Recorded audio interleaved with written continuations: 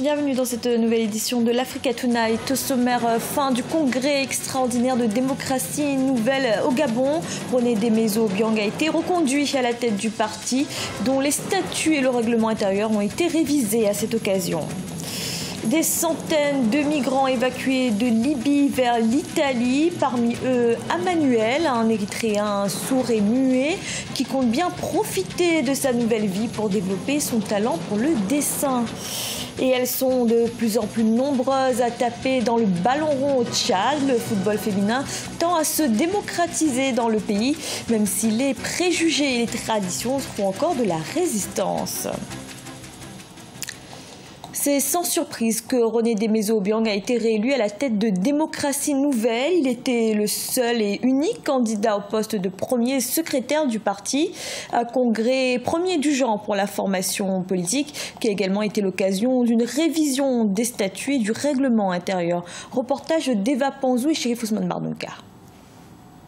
C'est par acclamation des congressistes que l'unique candidat à sa propre succession, René Démézo-Obiang, a été réélu à la tête du parti Démocratie Nouvelle à l'issue de son premier congrès extraordinaire ce samedi 17 février 2018 à Libreville au Gabon. Autrefois président, il devient ainsi premier secrétaire à l'issue de la révision des statuts et règlements intérieurs qui ont redessiné un nouvel organigramme du parti.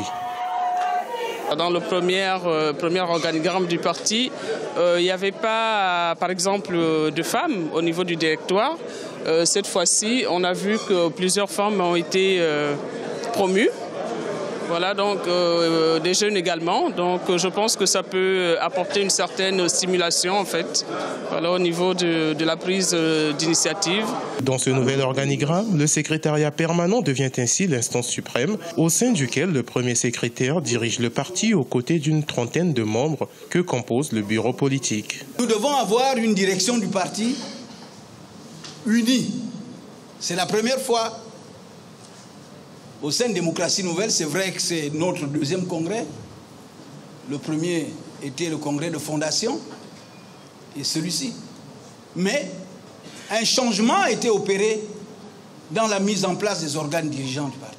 La restructuration du parti Démocratie Nouvelle intervient à 2 mois des élections législatives qui auront lieu en avril 2018. Cependant, René Démézo-Obiang ainsi que son équipe envisagent d'étendre l'implantation du parti sur l'ensemble du territoire gabonais dans l'objectif d'obtenir le plus de sièges possible à l'Assemblée nationale. L'Afrique du Sud tourne la page Jacob Zuma. Vendredi, le nouveau chef de l'État, Cyril Ramaphosa, a prêté serment avec les grandes lignes de la politique qu'il compte mener. Parmi ses priorités, la lutte contre la corruption, le chômage des jeunes, mais aussi la refonte du parti au pouvoir, l'ANC, en perte de vitesse. Vinanoda. Le chef du parti du Congrès national africain, Cyril Ramaphosa, élu nouveau président de l'Afrique du Sud par le Parlement, est confronté à des défis de taille. La relance de l'économie, la lutte contre le chômage et la corruption. Il est particulièrement attendu sur le terrain de la corruption après la succession de scandales qui ont marqué la présidence de Jacob Zuma. Ce qui est important pour Cyril Ramaphosa, c'est de rétablir la confiance dans le pays. Il doit rassurer les marchés et les investisseurs internationaux sur la fiabilité politique de l'Afrique du Sud. Il est donc très important pour Cyril Ramaphosa qu'il établisse un programme politique qui puisse à terme rétablir la confiance en l'économie. Autre chantier et non des moindres, la relance d'un parti au pouvoir en perte de vitesse depuis quelques années. Ils sont en effet près de 16 millions d'électeurs à avoir déserté les rangs de l'ANC entre 2014 et 2016. Le président Cyril Ramaphosa promet d'apporter un nouveau souffle. Cette année, nous nous engageons à appliquer une politique et une gouvernance plus éthiques.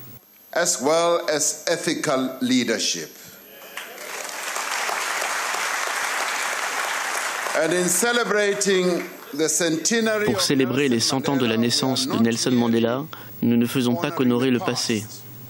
Nous construisons le futur. Cyril Ramaphosa fait son grand retour sur la scène politique lors de la conférence élective de l'ANC en 2012 à Bloemfontein. L'héritier symbolique de Nelson Mandela, qui selon certains observateurs est dans une position favorable pour remporter les élections et rester président du pays en 2019, a désormais 1 an pour convaincre. C'est un problème politique et c'est un drame humain. La question des migrants qui tentent la traversée de la Méditerranée fait chaque jour la une de l'actualité. Des migrants avec chacun une histoire personnelle. Nous vous racontons aujourd'hui celle d'Amanuel, originaire d'Érythrée.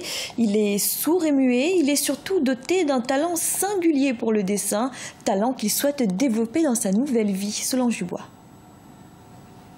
Amanuel fait partie des 150 réfugiés évacués ce mercredi 14 février par le Haut Commissariat des Nations Unies pour les réfugiés en partance pour Rome. Avec son cousin Anouif, ils ont fui la Libye, un pays récemment touché par une vague de scandales concernant la vente de migrants africains. Nous avons été persécutés dans notre pays, puis victimes de violences en Libye, mais nous avons survécu. Durant notre périple, nous avons appris beaucoup de choses.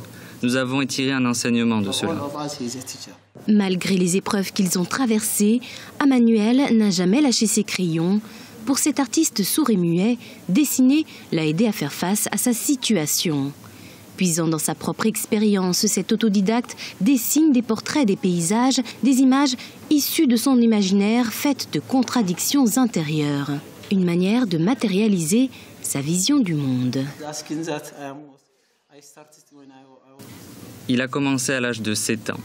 Au fur et à mesure, ses dessins se sont peu à peu améliorés. Il n'a pas pris de cours d'art.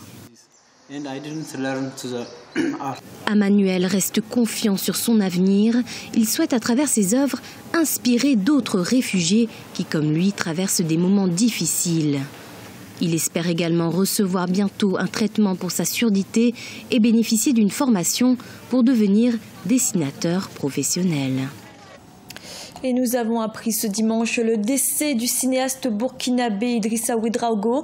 Il était âgé de 64 ans, réalisateur et producteur. Il est l'auteur d'une quarantaine de films.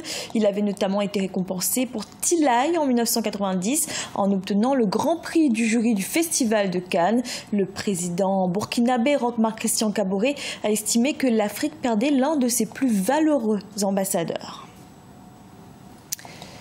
Au Tchad, le football reste encore un sport majoritairement masculin et pourtant les filles sont de plus en plus nombreuses à vouloir jouer au ballon rond.